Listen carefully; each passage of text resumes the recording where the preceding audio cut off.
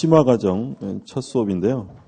그러니까 이제 이번 과정은 뭐 저번 시간 말미에도 말씀을 드린 것처럼 마지막 기본서로 보는 마지막 과정이죠. 우리 7월부터는 이제 문제풀이 들어가기 때문에 마지막 과정인데, 그러니까 벌써 이제 우리가 그 공부를 시작한 게 몇 바퀴 돌았냐면 3바퀴 돌았어요. 11월 달에 한 바퀴, 1월 달에, 3월 달에 이번 이제 4바퀴째요. 그래서 이제 그 기본적인 내용은 모두 다 숙지하셨다 이렇게 생각을 하고 이제 수업이 진행이 되고요. 근데 혹시 이제 그 좀 5월 중순 들어가는데 공부하신 지 얼마 안 됐다, 나 오늘 처음 왔다라든지, 또는 공부는 뭐 11월부터 시작하셨어도 그 가방만 왔다 갔다 했고 나는 공부를 별로 안 했다 이렇게 생각되는 분들은요, 꼭 1월 과정을 병행하셔야 돼요. 그러니까 자기에 맞게 공부하셔야 한다고 했죠. 그러니까 내가 공부 시작한 지 오래됐고 5월 달이면 이게 이제 뭐 어느 정도 공부가 된 상태로 수업이 나가기 때문에 무조건 그렇게 하실 게 아니라 내가 실력이 좀 안 되는 것 같다 이러면 기본 과정, 1, 2월 과정을 같이 좀 병행해서 하셔야 되고요. 5월 과정은 그 기본적인 내용들은 당연히 이제 생략이 되고 좀 진도도 1, 2월이나 3, 4월 과정에 비해서 아주 좀 빠르게 진행이 돼요. 그러니까 지금 3, 4월 실제로 우리가 수업할 때 3, 4월 과정에서 심화 과정까지 다 끝났다고 생각하시면 돼요. 심화적인 내용을 3, 4월에 다 마쳤고, 그러니까 이번 5, 6월 과정은 지금까지 했던 내용들을 이제 압축하면서 중요한 것들 위주로 뭐 복습한다, 반복한다 이렇게 생각을 하시면 되겠고.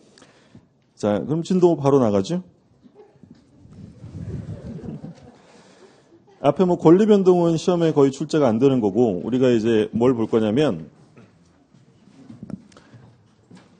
법률행위 개념을 잠깐 볼 텐데, 법률행위. 법률의 개념은 우리가 오랜만에 보는데 뭐 가장 기초적인 내용이죠. 그 법률행위에 대한 의의. 법률행위란 다 아시는 거니까 책 안 보셔도 돼요. 법률행위는 반드시 뭐가 들어가야 돼? 법률행위란 의사표시. 법률행위란 의사표시를 필수 요소로 하는 법률 사실이에요. 법률 요건이에요. 법률 요건이죠. 법률 요건. 그러니까 의사표시라는 게 이제 법률 사실이고, 이 의사표시가 모여서 만들어지는 법률행위는 바로 법률 요건에 해당된다. 그래서 법률행위는 반드시 뭐가 들어가야 되냐면 의사표시가 들어가야 되고요. 의사표시가 없는 법률행위란 존재할 수 없습니다. 그래서 법률행위는 법률 요건이기 때문에 여기에 따라서 법률 효과가 발생이 되는데, 이때 법률 효과는 무엇에 의해서 발생하는 거냐면 바로 의사표시, 자기가 원했기 때문에 효과가 생기죠. 그래서 이 법률행위를 사적 자치의 실현 수단이다 이런 말을 썼어요. 그러면 이 법률행위와 우리가 비교되는 개념이 있었는데, 법률행위랑 비슷하지만 좀 다른 게 뭐가 있었냐면 준법률행위가 있었죠. 준법률행위. 그럼 준법률행위라는 것은 의사표시에 따라서 효과가 발생이 되는 게 아니라 얘는 무엇에 의해서 효과가 발생하냐면 법률 규정이에요. 그러니까 당사자가 원하든 원하지 않든 법률이 정한 바에 의해서 효과가 생기는 것을 준법률행위다라고 불렀고요. 그러니까 이 준법률행위에는 뭐가 있었냐면 대표적으로 의사의 통지, 관념의 통지, 뭐 감정의 표시, 뭐 사실행위 이런 거 있었는데, 자, 의사의 통지에는 뭐가 있었냐면 각종 최고와 거절. 기억나시죠?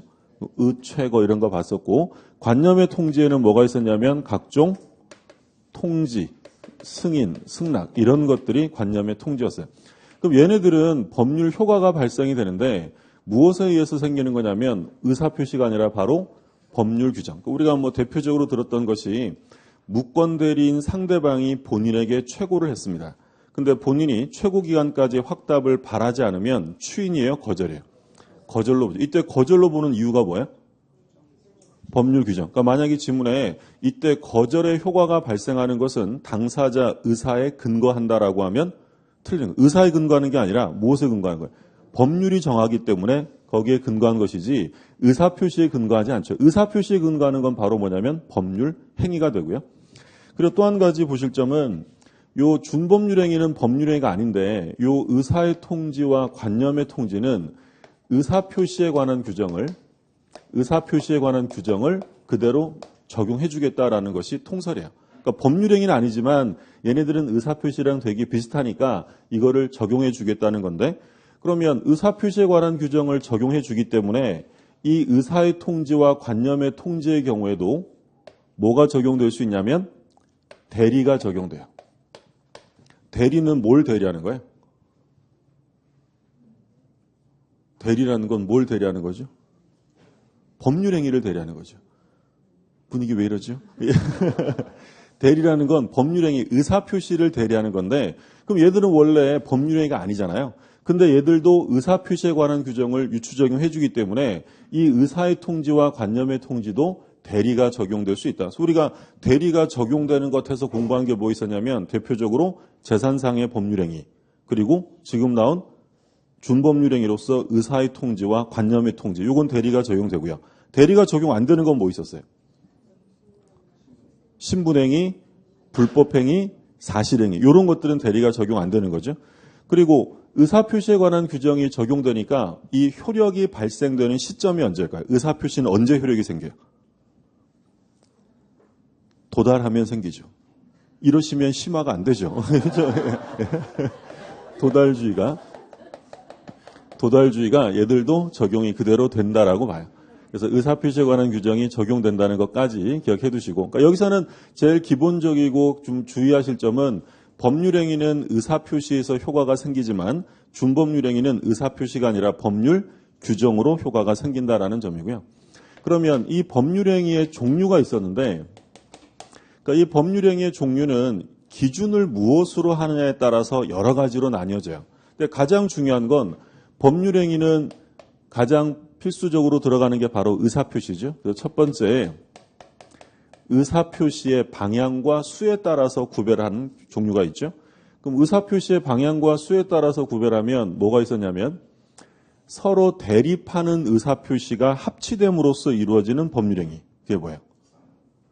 서로 대립하는 의사표시. 한 사람은 청약하고 다른 사람은 승낙하여 이루어지는 법률행위를 계약이다라고 불렀고요. 그리고 청약과 승낙이 합치되는 게 아니라 일방적 의사표시로서 효과가 발생하는 게 있었죠. 그게 뭐였냐면 단독행위예요.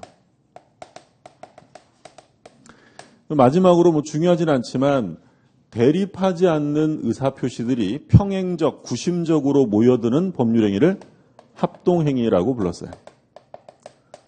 그래서 얘네들은 의사표시의 방향과 수에 따라 구별된다. 그러니까 계약이라는 건 갑이 을에게, 을이 갑에게 서로 대립하는 의사표시가 합치되는 거예요. 그러니까 갑이 하는 걸 청약, 을이 하는 걸 승낙이라고 불렀고, 그러니까 단독행위라는 건 일방적으로 효과를 발생시키는 거죠.